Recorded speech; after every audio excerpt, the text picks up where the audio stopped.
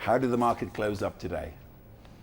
I'm well, Mr. Bishop. The market closed today slightly higher, which is very, very impressive, noting that we've been shedding points, especially over the last few days. We have actually crossed the 3,000 psychological mark, and right now we are in a bit of uncharted territories, but hopefully we should be able to hit a support level very soon. And we talked about the Kenyan listing. Apparently it was oversubscribed.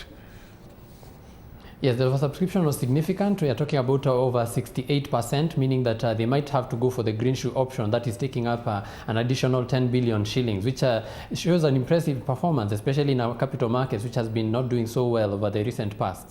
And the Safaricom bond offering, how has that been panning out?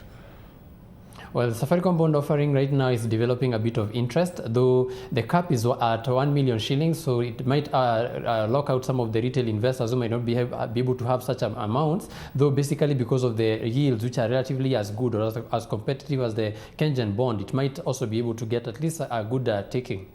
And what's the market outlook for the rest of the week?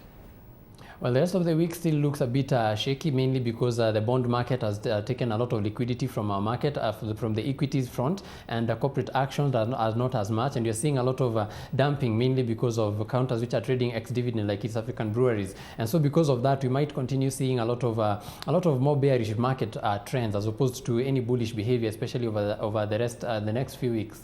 Now, one thing is interesting, you've got financials like BBK and KCB, Co-op, they're trading at significantly low prices. Now, why is that? Thank you very much, Mr. Bishop. That's one good observation about our market, especially looking at the financials, noting that there has been a lot of interest in some of these counters, because financials have been doing excellently well, especially over the recent few years. We've been seeing them doing up to triple-digit profit growth. But their financials have not been doing exemplarily well, especially in the third quarter, the second quarter of this year. And looking at the outlook, especially economically, seeing that we did only 2.1% growth in the GDP, it might affect their performance. And so investors are beginning to already factor that in, and we are seeing some of these counters shedding a lot of points.